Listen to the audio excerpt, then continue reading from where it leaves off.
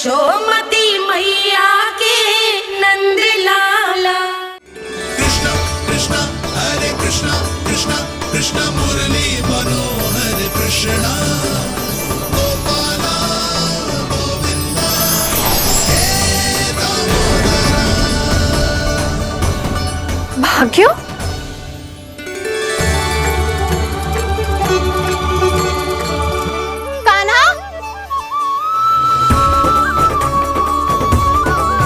एक तो चोरी की और ऊपर से मूर्ख बना के भाग को।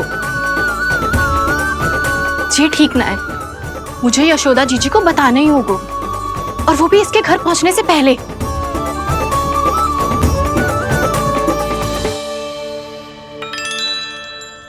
अरे पल्लू मत खींच, तनिक रुक जा, दे रही हूं, पूजा तो करने दे।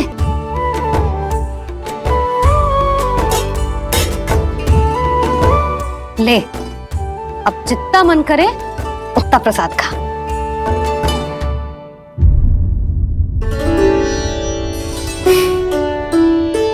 या तो मैं सच्ची बावली हो गई हूँ कि मुझे हर समय कान्हा दिखता रहता है, या फिर मेरा लल्ला कुछ अधिक ही विशेष है कि मेरे साथ ना होके भी सदैव अपनी मैया के साथ ही रहता है।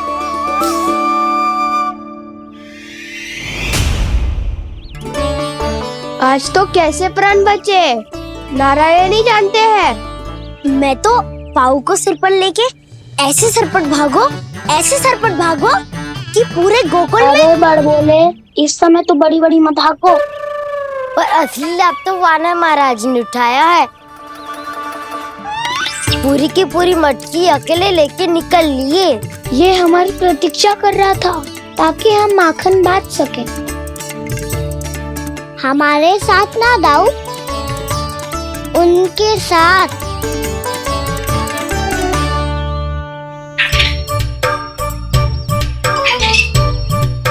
मैं समझ गो कान्हा, एक ना सभी जानवरों की भूख मिट जाए, इसलिए गया था तू सावित्री मौसी के यहाँ माखन चुराने। इससे पहले कि वो हमारे यहाँ पहुँच जाए, हमें घर पहुँचना होगा दाऊ, चाहे कछु हो जाए, पर देरी ना होनी चाहिए। इससे पहले के बहुत समय बीत जाए, हमें ये समझना होगा कि लोभ आदमी की बुद्धि को भ्रष्ट कर दे, तो हमारे सोचने समझने की क्षमता को नष्ट कर दे। तो बहुत समय पहले की बात, एक साधु था, वो सुनसान घने जंगल में रहकर साधना करता था। ब्रह्म ज्ञान को प्राप्त करने ही वाला था कि अचानक से एक दिन उसे एक सुनहरी बिल्ली दिखाई थी।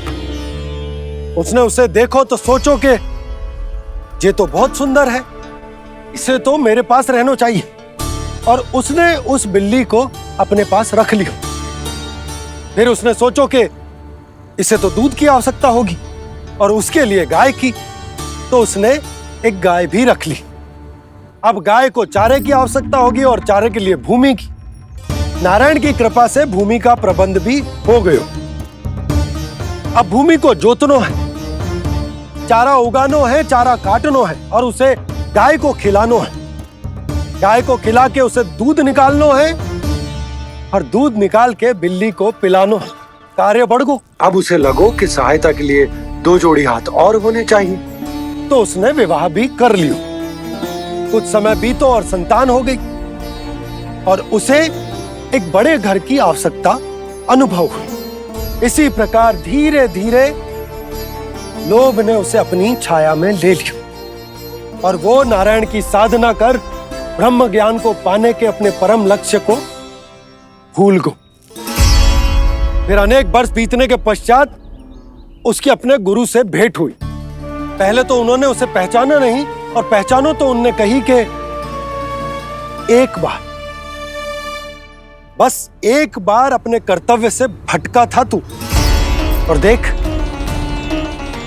कैसे देखते ही देखते लोभ के जंजाल में गहरे ही गहरे धंसता चला गया। सोचो, कहीं उस व्यापारी को धन के लोभ में अपना वचन देकर आप सब भी यही भूल तो ना करने जा रहे। परिवार, घर द्वार, भोजन, सुख शांति, जीने के लिए आवश्यक जिस सब कुछ तो है आपके पास। इसीलिए मुझे चिंता हो रही कि जिस प्रकार उस साधु ने ब्रह्म ज्ञान प्राप्ति का अवसर गवा दिया था, आप सब भी इस लोभ में आकर अपना सुख चैन ना गवा दो।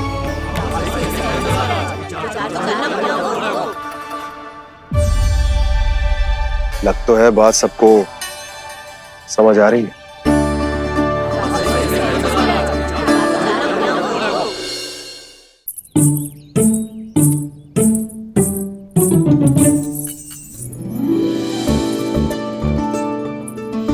भाभी आसानी से ना मिलने देंगी कान्हा से, पर उसे देखे बिना रहा भी तो ना जा रहे हो मुझसे।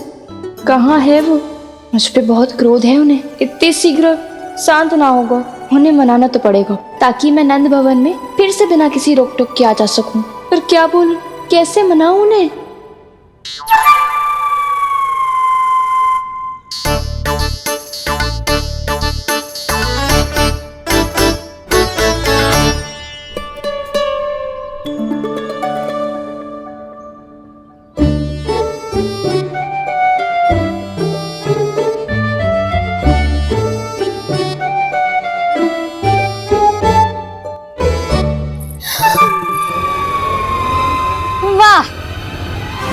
जिसने मेरे लल्ला पर चोरी का आरोप लगायो, वो ही आज मेरे घर में चोरी चोरी प्रवेश कर रही है। नाना भाभी, ऐसी कोई बात ना है।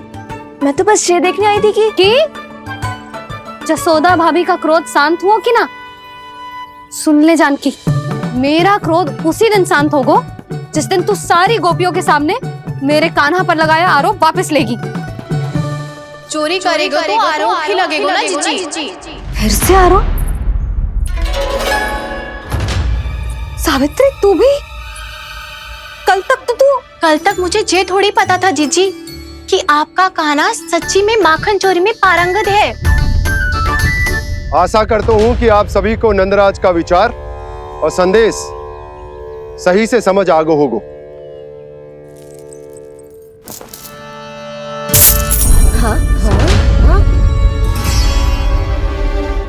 सिक्कों की खनक बता रही है कि पोटली कितनी भारी है। एक ही दिन में कितनों धन पा गई जे। हमें भी इससे अधिक धन अर्जित करना होगा, तभी तो हम अपने उज्जवल का भविष्य उज्जवल कर पाएंगे। पहली बार कछु बुद्धि की बात की है तूने। नंदराज, हमारे मन में आपका बहुत सम्मान है, पर हम जो करना चाह रहे हैं वो लोभ ना है, वो तो विकास है। हाँ नंदराज, हम अपना और अपने संतानों का भला बुरा सोचे बिना कब तक अपना जीवन इस प्रकार जीते रहेंगे? फिर पिछले 4 वर्षों से हमने आपको कर भी तो ना दियो है। मुझे तो लगता है कि नंदराज की बातों पर शांति से सोच विचार के बाद ही कुछ निर्णय लेना चाहिए। ऐसा मौका बार बार ना तो नहीं, हमें सोच विचार कर निर्णय लेना है सबने।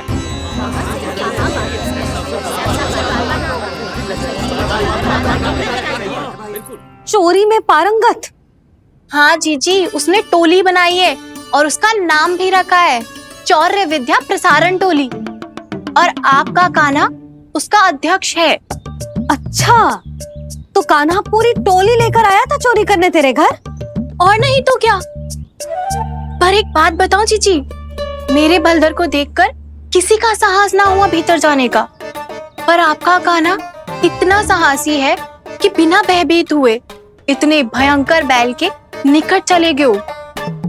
सच्ची? और तेरे रक्षक बैल ने कुछ ना किया उसे?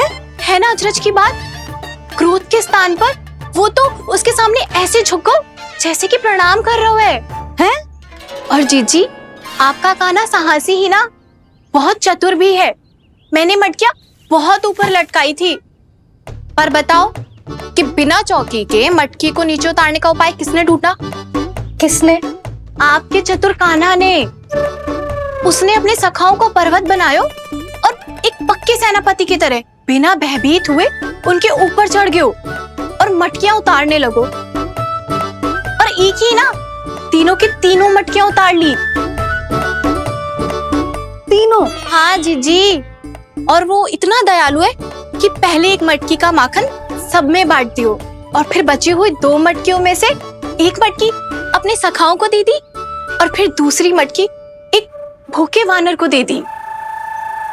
और फिर जब मैं उसके सामने जाके प्रश्न करने लगी तो उसने मुझे अपने तर्कों के जाल में उलझाया और बड़ी आसानी से सिद्ध कर दिया कि वो तो परोपकार कर रहा था। मैं तो देखती ही रह गई और शब्द तो ऐसे झड़ते हैं मुंह से जैसे कि फूल।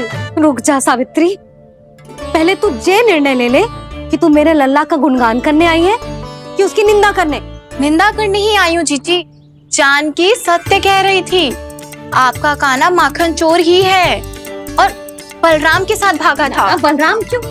वो तो साक्षात गरुड़ देव की पीठ पे बैठ के उड़ के आयो है, तभी तो तुझसे बहुत पहले आके यहाँ बैठ गओ ना। आ देख ले, आजा।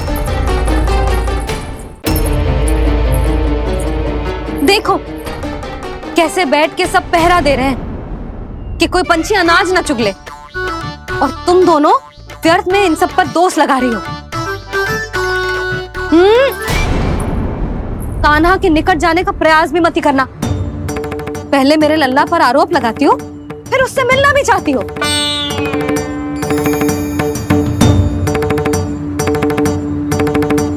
पर जीजी चोरी, अरे उसे तो चोरी का अर्थ भी ना पता होगा। तुम दोनों को नारायण का भय भी ना है क्या? हाँ, मेरे लल्ला पर आरोप लगाने से पहले तुम दोनों को लज्जा ना आई? हे नारायण, अब आप ही बताओ मैं क्या करूं। लग तो है किसी की घोर दृष्टि लगी है कि बार बार मेरे लल्ला पर आरोप लगते हैं। किसी की क्या, तुम दोनों की दृष्टि लगी है। या तो तुम दोनों मनगढ़ंत कथाओं को सत्य बताना छोड़ दो, या फिर कृपा करके मेरे घर आना बंद कर दो।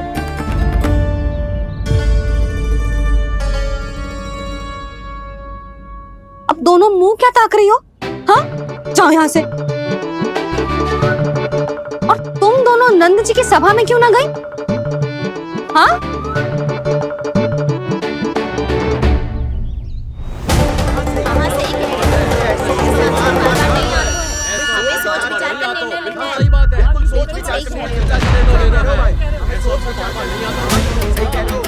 जी कौन? पहले तो कभी ना देखो इसे।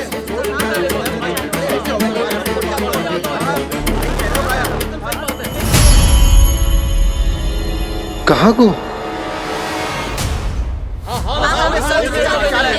बस करो।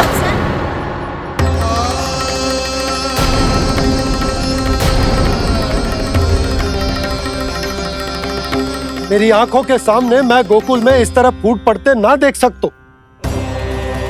राजा हूं मैं, परंतु आज तक मैंने कोई भी निर्णय आप सब पर ना थोपो और ना ही आज थोपूंगा। मुझे पता है आप सबके पास कल सूर्यास्त तक को समय, इसीलिए मेरी विनती है कि आप घर जाकर रात्रि को इस बात पर पुनः विचार अवश्य कीजिएगा। सोचिएगा कि कोई भी व्यापारी अविश्वसनीय रूप से सस्ता क्रय विक्रय क्यों करेगा जब तक कि उसका कोई छुपा हुआ लाभ ना हो। हमें सोचना होगा कि कहीं हम उसके बिछाए जाल में फंस तो ना रहे।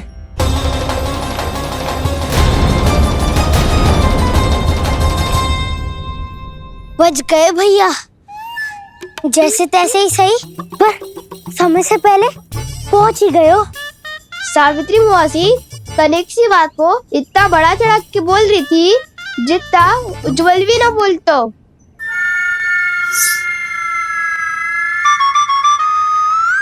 वैसे आनंद तो बहुत आयो, सच्ची। हाँ, बेहतर लगा तो माखन भी तो मिल रहा और परोपकार भी होगा। बता कान्हा, और किसके घर जाना है अब? आज ही तो हमें शिक्षा मिली है, इतनी शीघ्र भूल गए तुम सब। लोग के चक्कर में पड़ोगे तो फंसोगे। लोग के चक्कर में पड़ोगे तो फंसोगे।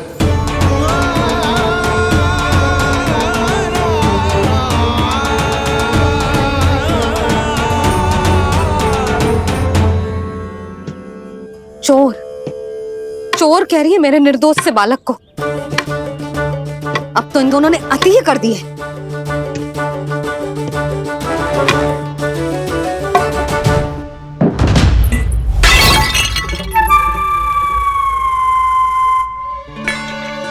से भी अभी फूटना था। वैसे ही मैं इतनी चिंतित हूं। कैसे समझाऊं इन गांव वालों को?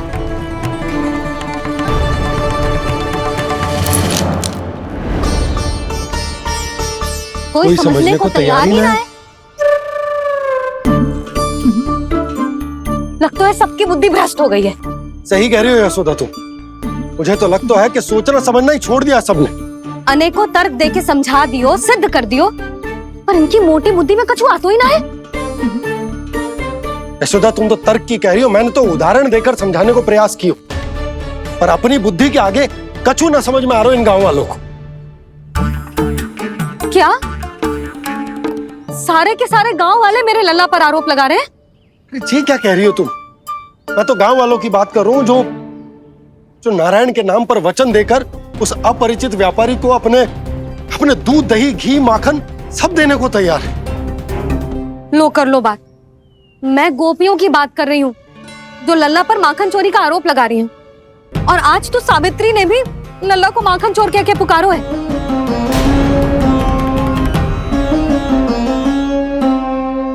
सावधान यशोदा, कहीं बड़ा होकर माखन चोर ना बन जाइए।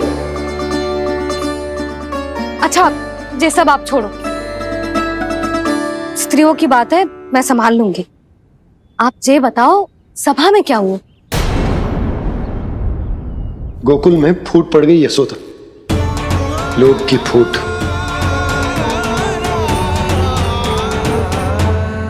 अरे रुको रुको रुको, व्यापारी जी रुकिए रुकिए। नंदराज ने प्रयास तो बहुत किया था व्यापारी जी, पर कुछ व्यक्तियों को छोड़ करके किसी के कान पे जूं तक नहीं रेंगी।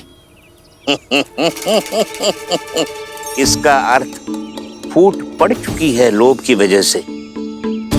बहुत ही शुभ समाचार लाए हो गुप्तचर। अब शीघ्र ही दिखेगा लोभ का चमत्कार।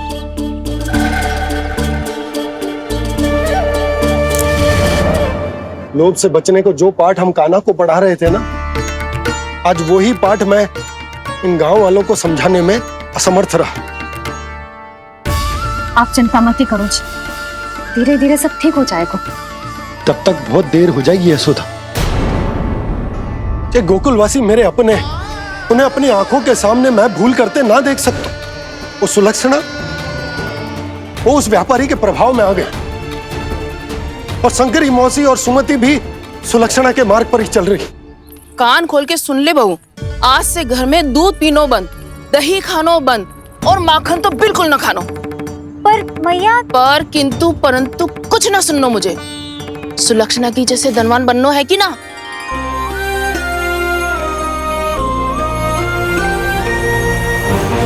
तो फिर जैसा मैं कहती हूँ वैसा कर, तभी तो अधिक से अधिक दूध, दही, माखन बेचकर अधिक से अधिक धन अर्जित कर पाएंगे हम। सुलक्षणा को उस व्यापारी की तरह धनवान बनना है और शंकरी मौसी को सुलक्षणा की तरह। ऐसे तो पूरा गांव ही लोभ में पड़कर कल उस व्यापारी के पास पहुंच जाएगा। अब तो फिर स्त्रियों को मुझे अपने ढंग से समझाना पड़ेगा। अब गोकुल वासियों को चाहे कोई भी कितना भी समझा ले, बुझा ले, ज्ञान बांटे, उन्हें केवल एक ही भाषा समझ में आएगी, लोभ की भाषा। लगता है आपके पास बहुत उत्तम योजना है व्यापारी जी। सब झटक लूंगा।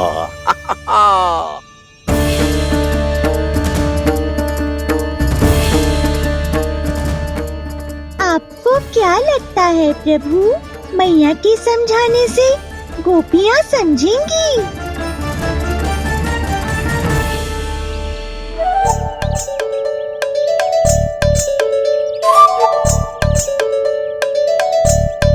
कान्हा, और कितनी प्रतीक्षा करवाएगो?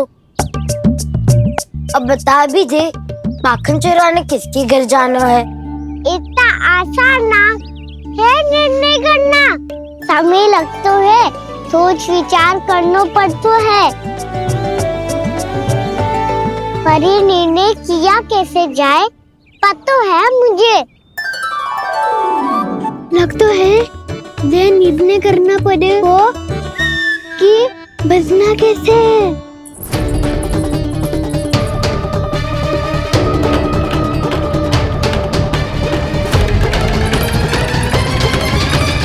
सावित्री मौसी ने हमारे 14 विद्या प्रसारण के बारे में सबको बता दियो क्या?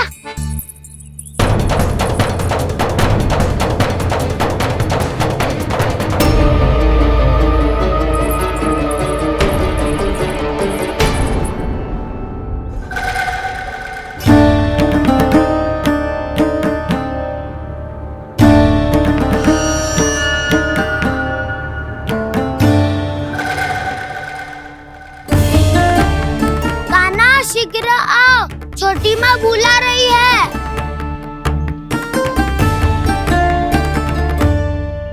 अब डांट भी पड़ेगी और कुटाई भी होगी।